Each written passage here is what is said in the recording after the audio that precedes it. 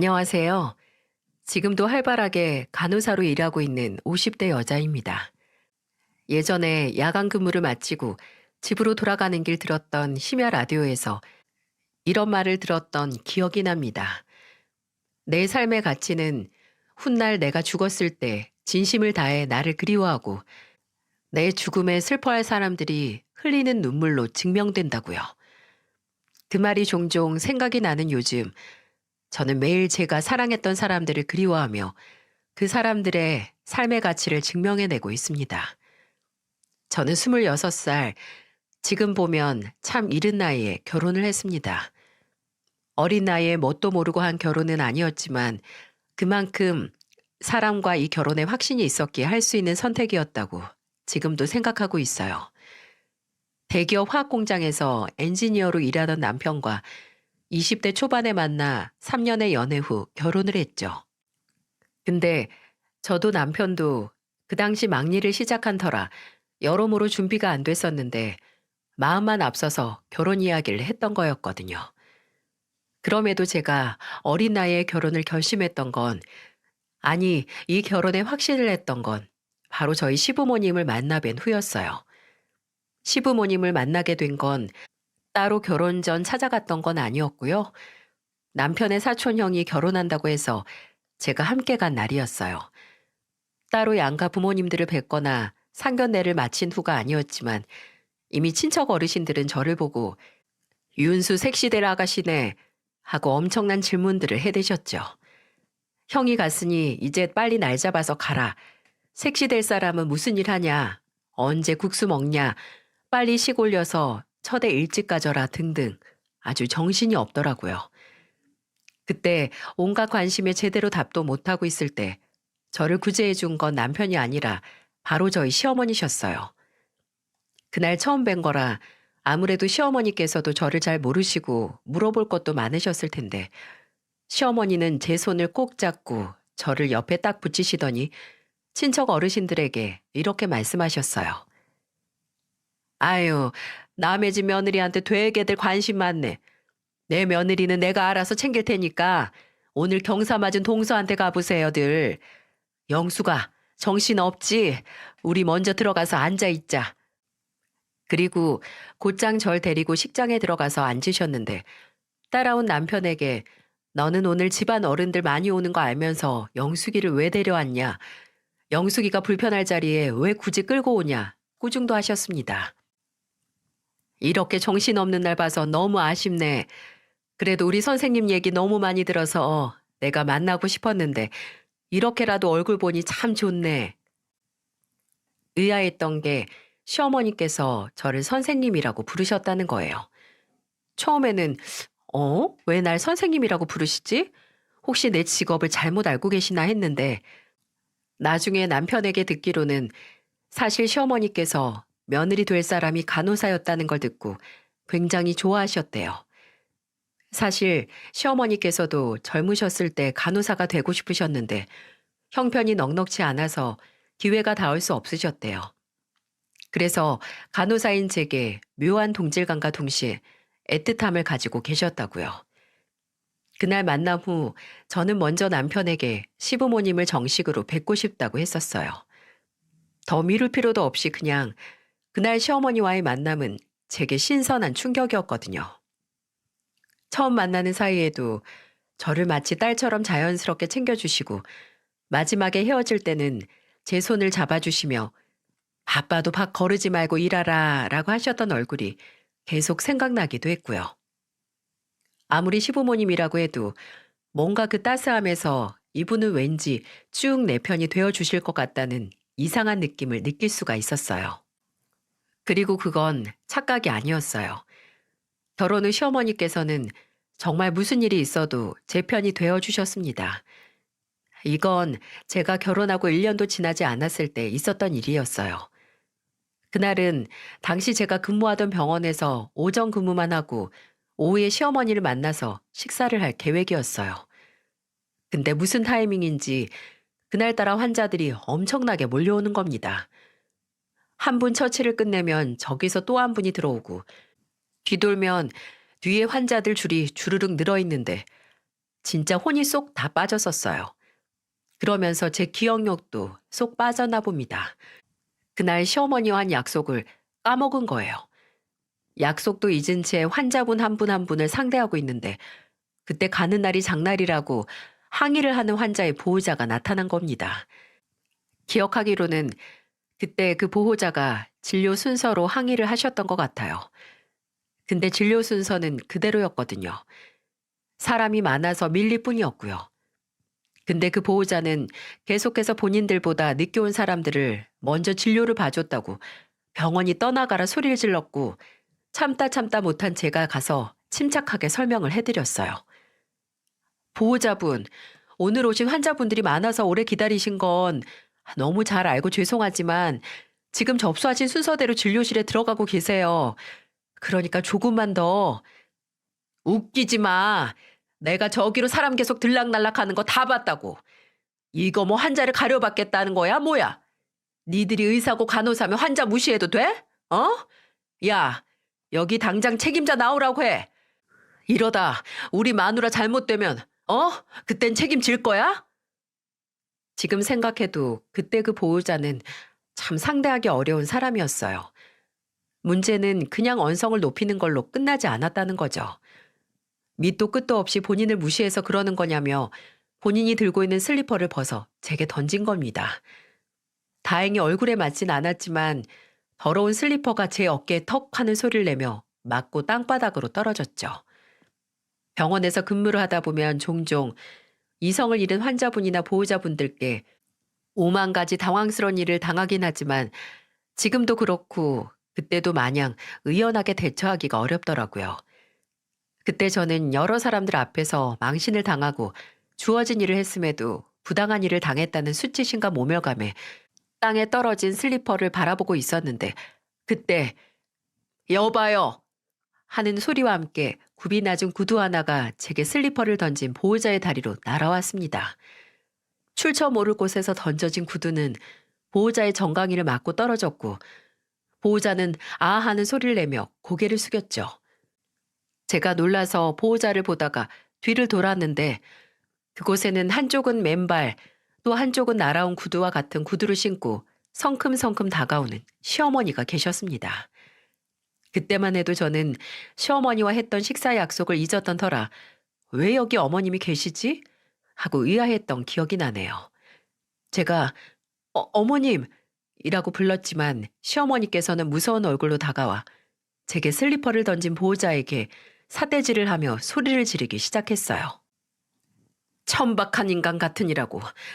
당신이야말로 사람을 그렇게 무시해도 되는 거야? 아니, 아줌마 누군데 나한테 신발을 던져? 나, 얘 엄마 되는 사람이다. 왜?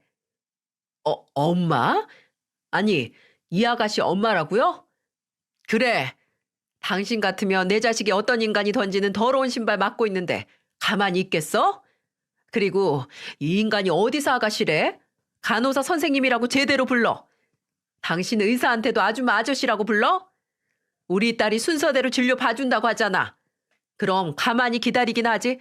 어디서 행패야 행패는. 여기 병원이야 병원. 나중에 그 환자 보호자가 병원에 와서 작성해야 하는 접수 서류를 누락했던 게 밝혀졌고 난리를 부린 보호자는 아니었지만 환자분께서 제게 사과를 하고 가셨던 기억이 납니다. 저는 이미 저희 시어머니께서 저 대신 불같이 화를 내주셨던 터라 분노가 누그러져서 기꺼이 사과를 받아 괜찮다고 말씀을 드렸고요. 그런 것보다 긴장이 풀리고 나니 병원 앞에서 시어머니를 배웅하면서 제가 시어머니와의 식사 약속을 까먹었다는 게 기억이 났어요. 어머님, 어떻게 해요? 제가 너무 정신이 없어서 식사도 못 하셨죠? 정말 너무 죄송해요. 아니다. 너 전화도 안 받길래 혹시 무슨 일 있나 해서 왔던 거야. 그냥 어서 들어가. 너 일 아직 남은 것 같던데 나는 그냥 집에 가서 먹어도 되니까 너도 일 끝나면 바로 집 가서 좀 쉬어라. 고단할 텐데. 그때 시어머니의 표정이나 목소리가 굉장히 굳어 있었는데 저는 식사 약속이나 있고 직장에서도 한심한 모습을 보여준 며느리에게 실망하셨다고 덜컥 겁을 먹었죠. 그날 퇴근 후 집에 와서 다시 한번 사과를 드리기 위해 전화를 했더니 이럴 수가 전화도 안 받으시는 거예요.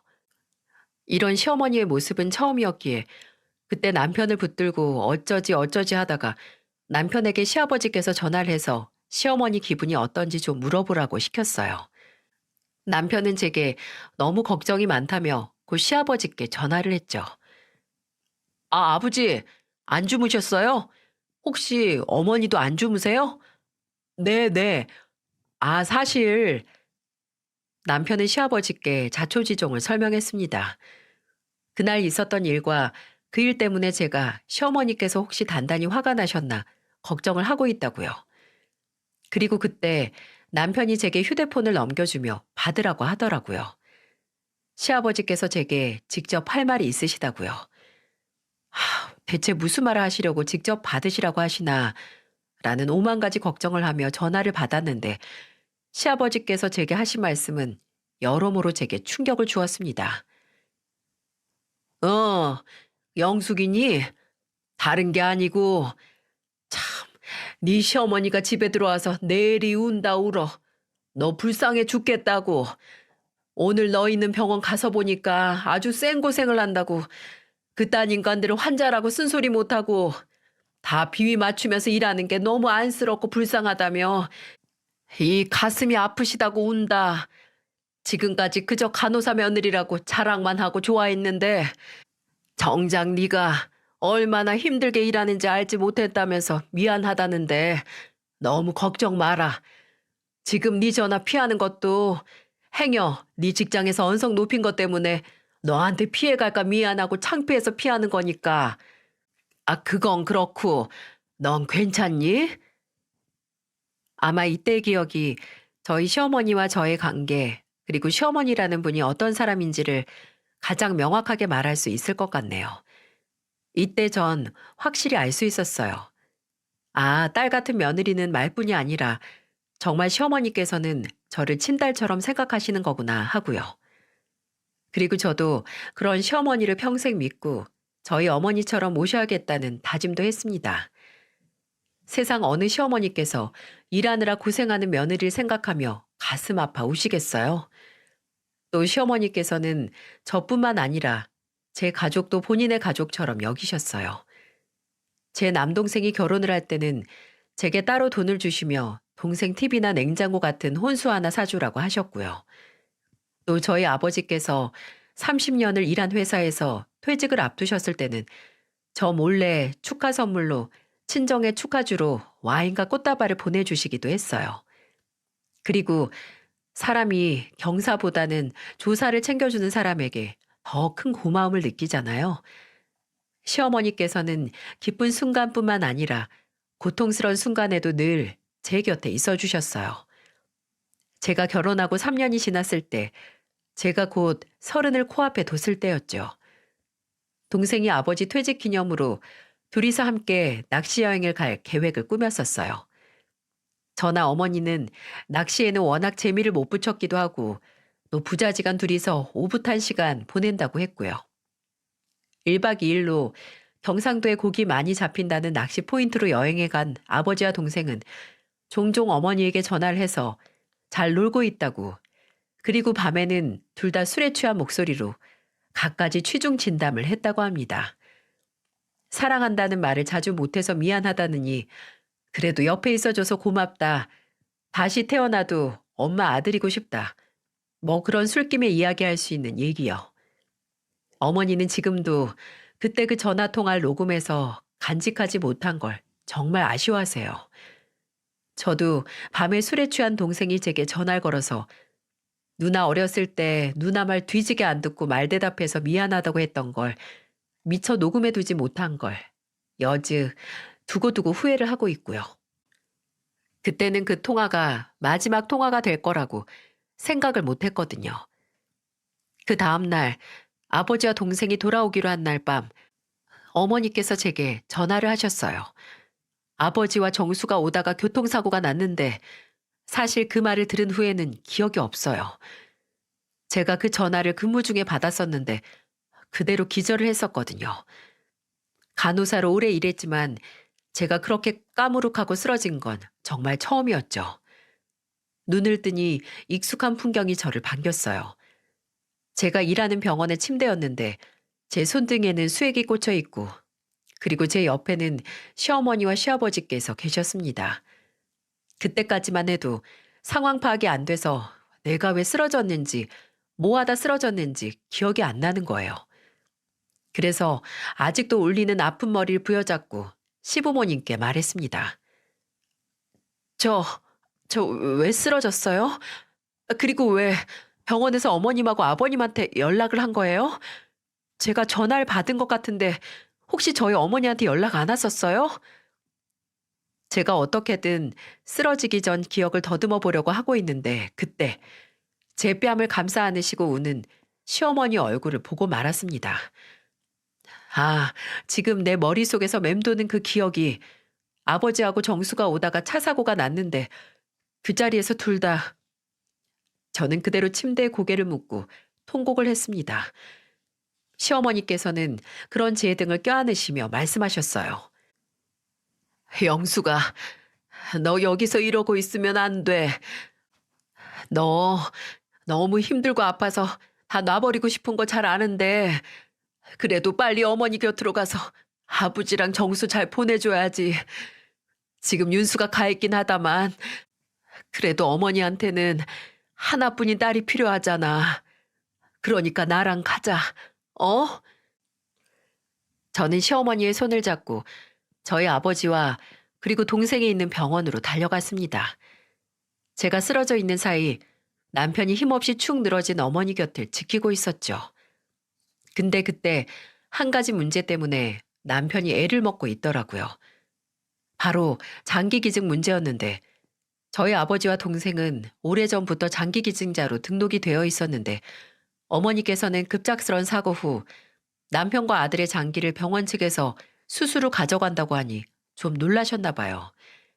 두 사람이 장기기증자인 건 알고 있었지만 그날 이렇게 빨리 올 줄은 모르셨을 테니 어머니의 마음도 충분히 이해가 갔죠. 유족인 어머니께서 막상 반대를 한다니 병원 측에서도 바로 장기 적출 수술을 못 들어가고 있는 상황이었죠.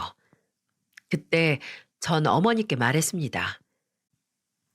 엄마, 엄마 마음은 너무 잘 아는데 그래도 아빠랑 정수가 원하던 거잖아요. 우리 빨리 수술하고 아빠랑 정수 잘 보내줘요. 어? 엄마, 영수가 엄마는 엄마는 엄만 이렇게 못 보내겠어. 영수가 엄마는 도저히 못하겠어. 제 팔을 붙들고 주저앉는 어머니를 보며 저도 주저앉고 싶었는데 그때 저희 시어머니께서 어머니 어깨를 감싸 안으시고 말하셨어요. 사부인, 사람 영혼은 신체에 붙들려 있는 게 아니랍디다. 육신의 일부분이 어디로 가든 그 사람을 기억하고 사랑하는 사람들에게 그 영혼이 함께하는 거라고요. 장기 기증을 한다 한들 사돈 어른이나 정수의 영혼이 어디로 나뉘는 게 아니고 사부인과 영숙이를 떠나는 게 아니니까 우리 부디 두 사람의 뜻을 이뤄줍시다. 네? 사돈 어른하고 정수가 이렇게 이루고 싶었던 일 들어주자고요. 어머니께서는 한동안 시어머니와 제 품에 안겨 우시다가 이내 병원 측에 수술 동의서를 작성해 전달을 하셨고 아버지는 네 사람에게 그리고 동생은 두 사람에게 새로운 생명을 선물하면서 저희와 이별을 할 수 있었습니다. 그 후 어머니께서는 저와 남편과 함께 살게 됐는데요. 남편이 먼저 아버지가 돌아가시고 혼자 살게 된 어머니를 걱정해서 제게 먼저 제안했던 거였어요. 저도 그때 어머니께서 많이 힘들어 하셔서 걱정이 많았는데 남편에게 너무 고마웠죠. 그래도 어머니께서는 저와 남편에게 짐이 되실까 처음에는 거절을 하셨는데 그때 남편이 그 당시 태어난 지 2년도 안 된 저희 둘째 얘기를 하면서 설득을 했어요. 장모님, 지연이 아직 2살도 채 안 됐잖아요. 근데 저도 일하고 이 사람도 바로 복직했는데 아무래도 다른 사람한테 지연이 맡기긴 좀 못 믿었는데 장모님께서 같이 살면서 봐주시면 저희야 너무 든든하죠. 그러니까 못난 사위랑 딸 살려준다 생각하시고 같이 살아요. 저희가 장모님께 뭐 청소나 빨래 이런 건 절대 안 맡길게요. 아, 요리는 제가 그래도 장모님 반찬을 일주일에 3번은 먹어야 힘이 나서 그것만 좀 부탁드릴게요.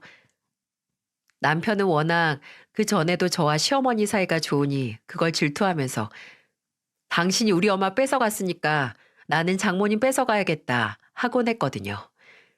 그렇게 말한 만큼 저희 어머니께 참 든든하고 능글맞은 사위이기도 했고요.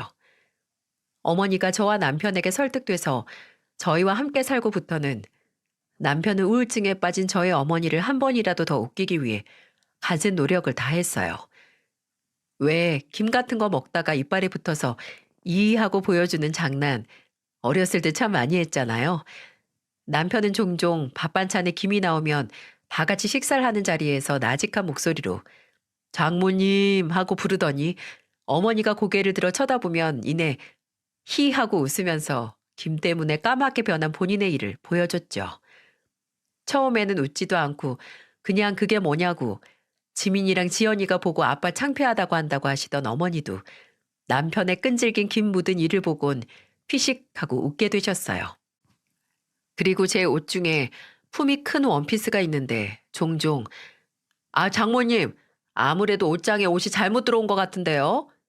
라고 말을 하며 방에서 나오는데 세상에 그 원피스를 입고 있던 때도 있었습니다.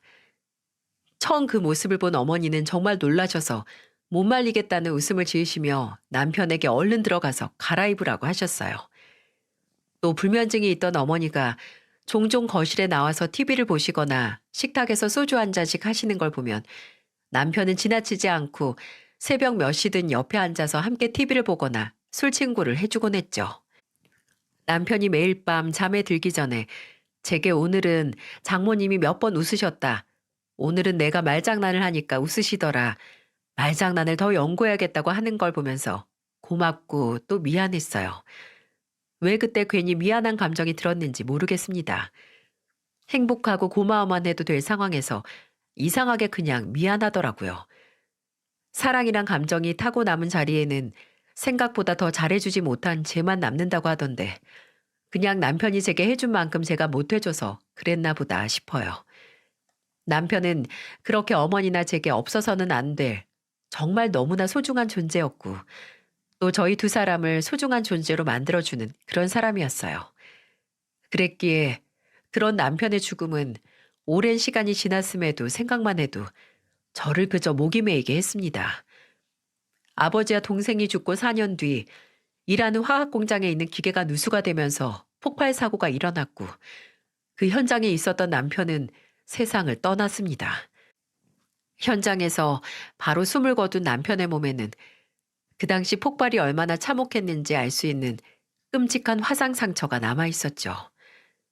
이제 와서 보면 제 인생도 참 기구했네요.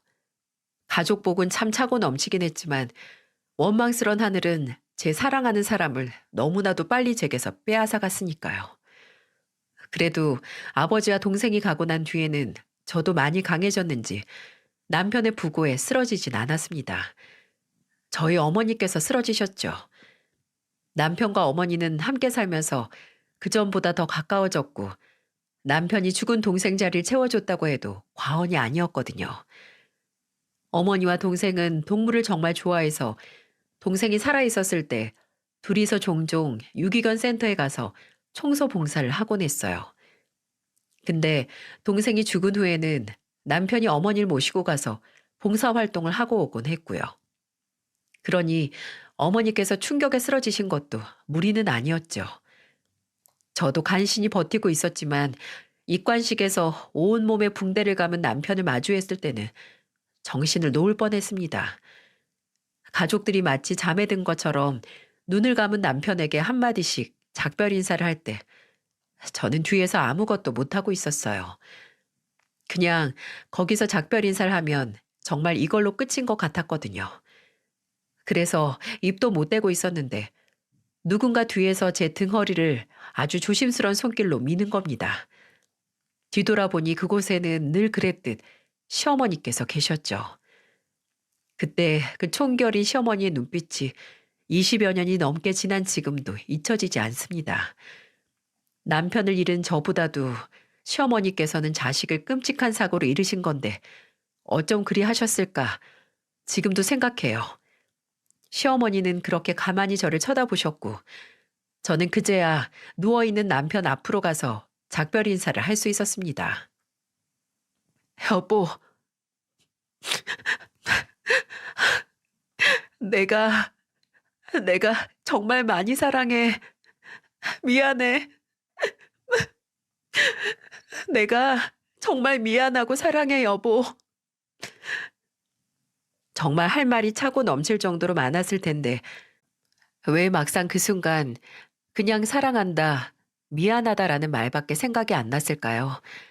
왜 그 말밖엔 입 밖으로 나오지 않았을까요? 저는 그렇게 남편을 보냈습니다. 제 유일한 사랑이자 내 아이들의 아빠를 말이죠. 하지만 고비는 이게 끝이 아니었네요. 솔직히 저는 이때 남편이 죽은 후에도 변하지 않고 시댁 식구들과 교류를 하면서 남편의 죽음 이전보다 더 애틋한 사이로 서로 보듬으면서 살 줄 알았어요. 실제로도 남편은 떠났지만 시부모님과 시누이가 있으니까 걱정할 거 없다고 생각을 했고요.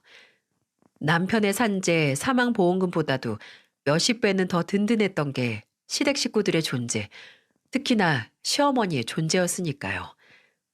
근데 남편의 죽음 이후 시어머니께서는 저와의 이별을 생각해 두셨더군요.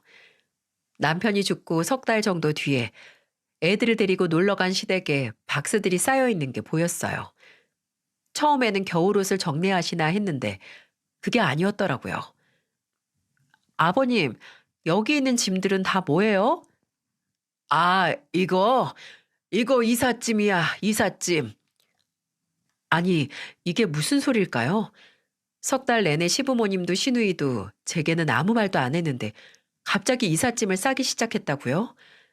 묘한 서운함과 뭔가 동시에 불안하기까지 해서 갑자기 무슨 이사냐고, 언제 가시냐고, 어디로 가시냐고 질문을 퍼부으니 시아버지께서는 좀 난처한 표정으로 그러시더군요. 이 얘기는 시어머니와 하라고 말이죠. 의아하긴 하지만 워낙 각종 집안일은 시어머니와 말을 많이 해서 그런가 보다 했습니다. 그래서 시어머니께 따로 말을 했어요. 괜히 서운한 내색도 비쳤고요. 어머님, 어떻게 저한테 이사 간다고 말 한마디를 안 해주셨어요? 저 진짜 서운해요. 혹시 제가 애들 데리고 따라간다고 할까봐 성가셔서 그러신 건 아니죠? 요새 어머님 보러 자주 오긴 했지만 점점 나아질 거예요. 그냥 어머님 뵈면 그 사람 기억도 많이 나서 그랬어요. 저는 그때 뭐 정신이 없어서 말 못했다. 서운할 게 뭐 있냐. 어차피 이사에서도 계속 얼굴 볼 텐데 라는 시어머니의 말씀을 기대했습니다. 근데 평소보다 가라앉은 표정의 시어머니께 나온 말은 제 심장을 떨어뜨려 놨습니다. 그래서 너한테 말 안 하고 가려고 했던 거야. 네가 우리 식구들 보면 윤석이 생각 많이 하니까 너 계속 우리랑 만나면서 윤석이 그림자 못 벗어나면 어쩌려고 그러니? 네? 아니 어머님, 그런 말이 어딨어요. 그 사람 생각 많이 하는 게 옛날 그림자에서 못 벗어나는 거예요? 그냥 아버지하고 정수 보내고 어떻게든 살았던 것처럼 사는 거죠. 그래, 그것도 맞는 말인데 영수가, 난 이제 마흔도 안 된 네가 죽은 남편 생각에 그 가족이랑 계속 연락하고 만나면서 살면서 네 젊음 낭비하는 걸 원하지 않아. 너 솔직히 말해봐라. 너 윤정이한테 우리 고향으로 간다는 거 듣고 거기 병원 알아봤다며.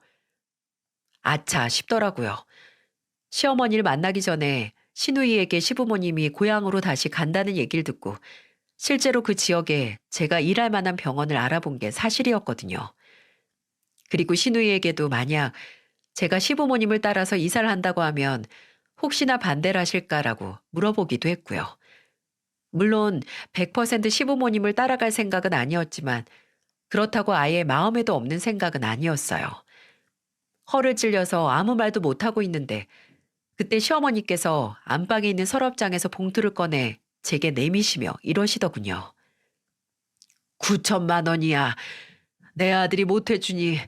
나라도 너랑 지민이랑 지연이 살 길 만들어줘야지. 마음 같아서는 정말 더 주고 싶은데 우리 이사 비용하고 빼니까 이것밖에 안 남더라. 영수가 너도 내가 널 미워해서 이러는 게 아니라는 거 너무 잘 알 거야. 오히려 널 정말 내 친자식처럼 사랑하고 아껴서 네가 과거에 얽매이지 않고 새 출발해서 잘 살았으면 해서 이러는 거야. 네 성격에 나나 네 시아버지가 눈에 보이면 분명 네 앞에 좋은 사람 나타나도 괜히 우리한테 미안해서 그 사람 못 붙잡을 거야. 내가 널 모르니? 그러니까 영수가 우리 이제 각자 행복하자. 각자 안 보이는 곳에서 서로의 행복 기도해주면서 그렇게 살아. 아마 윤수도 내가 이러는 걸 바랄 거다. 시어머니의 말씀은 이해는 갔지만 납득은 되지 않았어요. 아니, 받아들일 수가 없었습니다. 남편이 떠나고 얼마나 지났다고 이제 내 가족인 시부모님과 시누이를 잃나 싶어서 무섭기까지 하더라고요. 하지만 시어머니는 단단히 마음을 먹으셨는지 단호하셨고 시아버지와 시누이도 그 뜻을 받아 저를 밀어내기 시작했어요.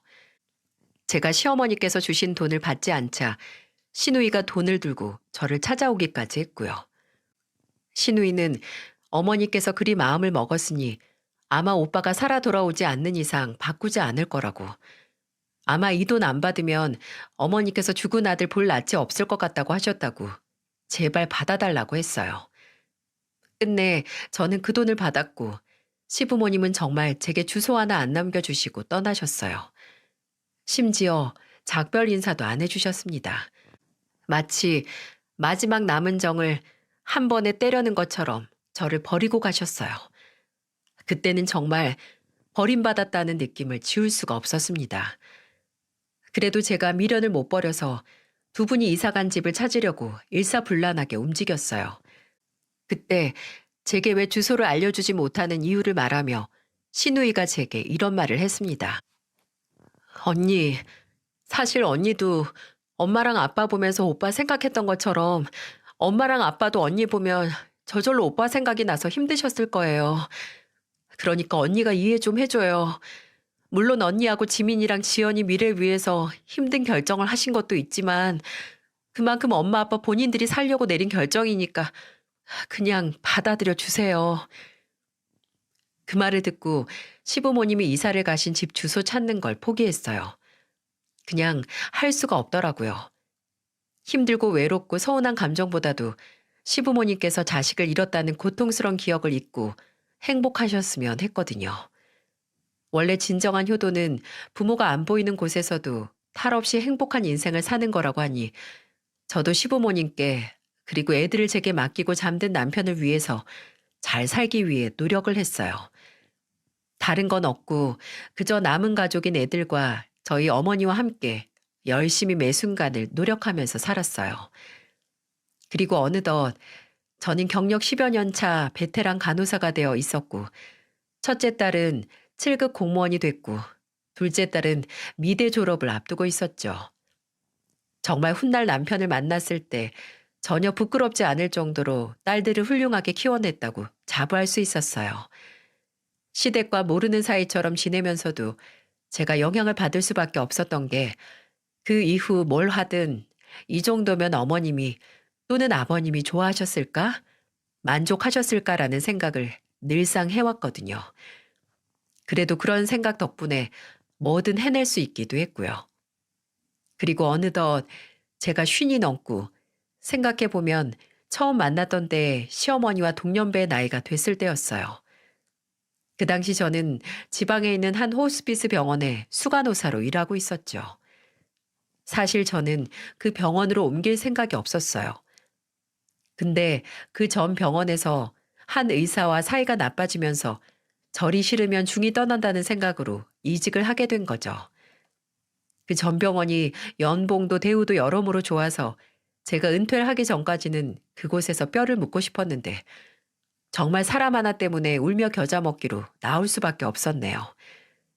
경험이 많더라도 그래도 나이가 있던 터라 이직이 쉽진 않았는데 다행히 그 호스피스 병동으로 옮길 수 있었고요.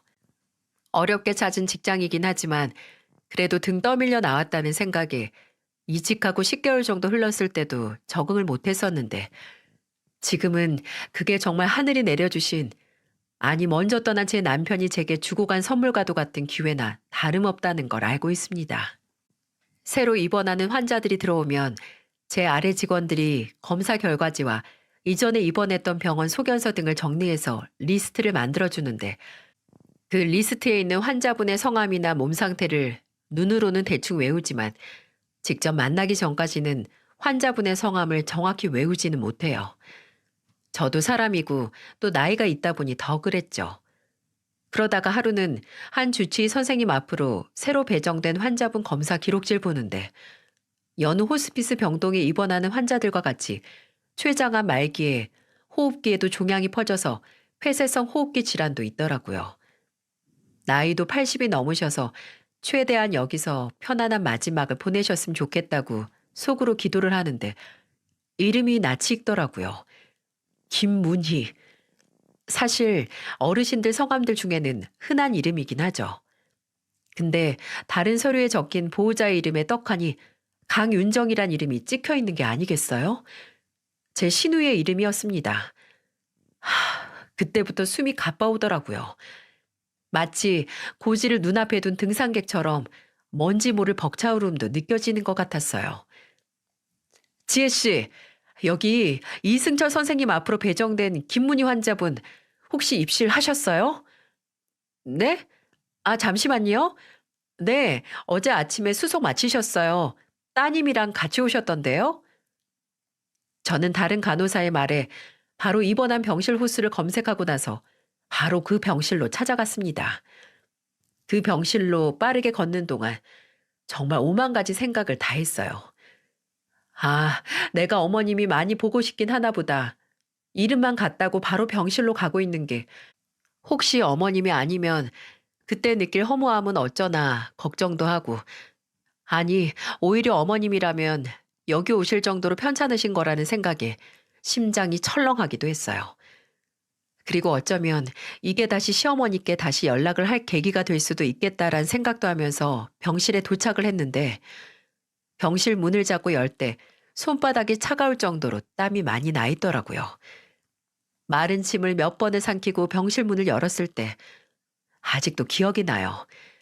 20년이 지났지만 저는 단번에 알아봤어요.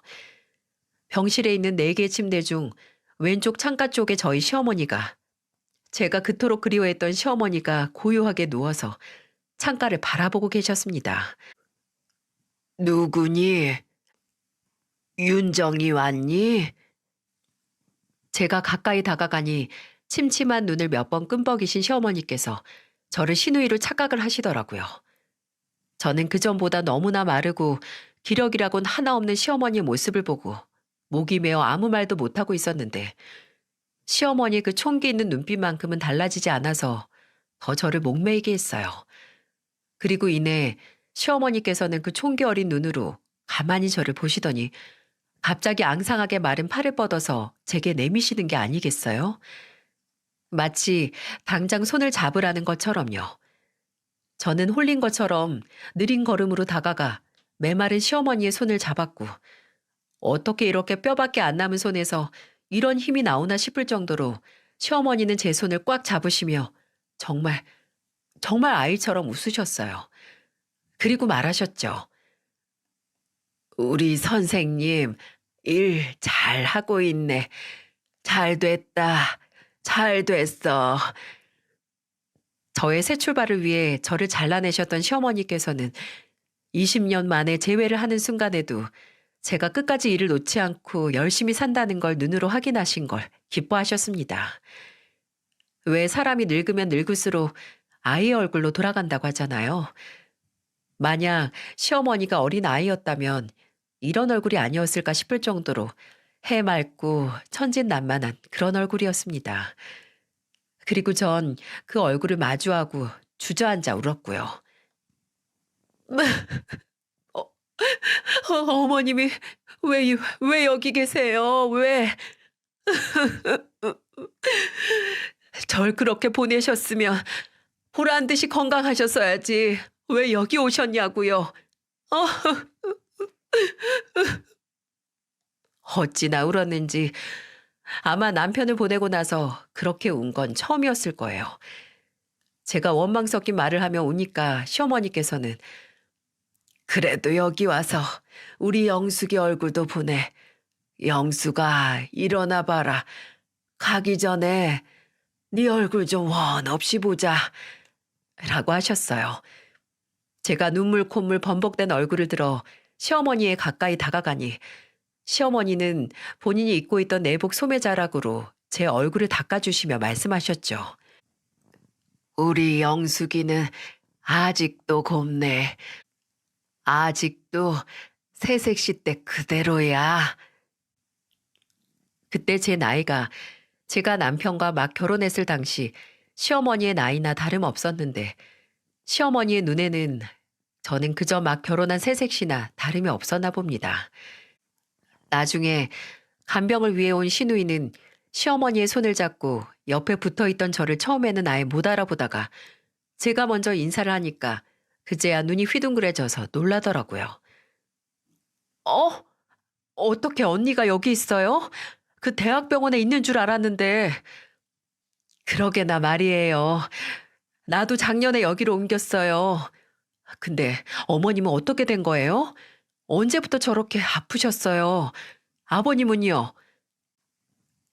시누이는 제게 그간 있었던 일을 간단하게 설명을 해줬는데 시아버지께서는 8년 전 돌아가셨고 그 후 시어머니께서 많이 힘들어 하시다가 아예 세상과 단절된 생활을 하셨고 그 후 건강도 악화됐는데 반년 전 췌장암이라는 걸 알고 난 후에 항암 치료를 받으셨는데도 차도가 없어서 시어머니께서 스스로 치료를 그만두고 호스피스에서 천천히 임종을 기다리겠다고 하셨다고 하네요. 아직도 저를 보고 저렇게 밝게 웃고 눈빛을 반짝거리는 시어머니께서 임종을 앞두셨다니 믿어지지도 아니 믿을 수도 없는 말이었네요. 저는 그때 생각을 했습니다. 어쩌면 이게 남편이 제게 주는 기회 아니면 마지막 부탁일 수 있겠다고요. 임종을 앞둔 시어머니를 본인 대신 돌봐달라고 하늘에 있는 남편이 저를 이 병원에 보내고 시어머니를 이 병원에 보냈을 수 있겠다라고요. 그게 아니라면 솔직히 제가 시어머니를 이렇게 마주하게 될 확률이 세상에 얼마나 될까 싶기도 했습니다. 저는 시어머니가 눈을 감기 직전까지 최대한 편안하시고 또 가족의 사랑을 느끼시다가 눈을 감을 수 있게 해드리고 싶었어요. 너무 늦었지만 그래도 시어머니께 남은 며느리 된 도리를 하고 싶었습니다. 근데 시어머니께선 제 보살핌을 받는 걸 처음에는 거절하셨어요. 시누이에게 다른 간호사를 데리고 오라고 하셨거든요.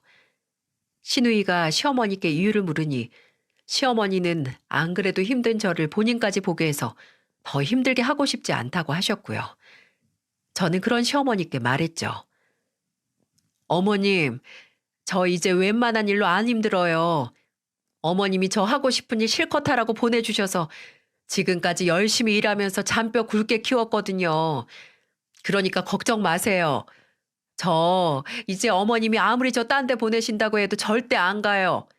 끝까지 어머님 곁 아가씨랑 같이 지킬 테니까 조금이라도 더 제 얼굴 보고 제 목소리 듣다가 그러다가 가세요. 네? 눈물이 섞인 제 말에 시어머니는 가만히 고개를 끄덕이셨어요.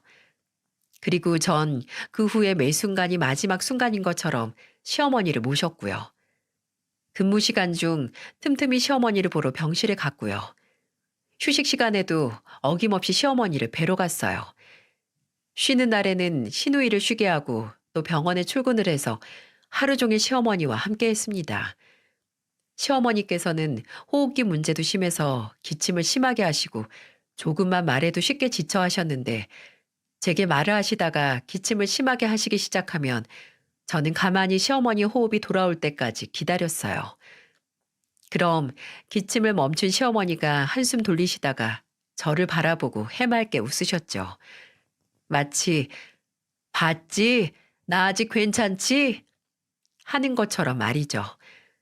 그리고 시어머니는 정말 제가 아직도 경력이 얼마 안 된 간호사처럼 보이셨는지 제게 "여기서 누가 안 괴롭혀? 다른 환자들이 힘들게 안 해?" 라고 꼭 물어보셨어요. 그럼 제가 웃으면서 "왜요? 누가 저 괴롭히면 어머님이 가서 또 혼내주실 거예요?" 라고 했는데 제 말에 시어머니는 당장이라도 병상에서 일어나실 것처럼 "당연히 우리 영숙이 내가 지켜줘야지" 라고 말씀하시며 마른 손가락에 힘을 줘 주먹을 쥐어 보이셨어요. 시어머니는 저를 다시 보시고 눈물을 보이지 않으셨는데 제 딸들이 시어머니를 뵙기 위해 면회 왔을 때는 서럽게 우셨어요. 그도 그럴 것이 딸 둘 다 남편 판박이었거든요.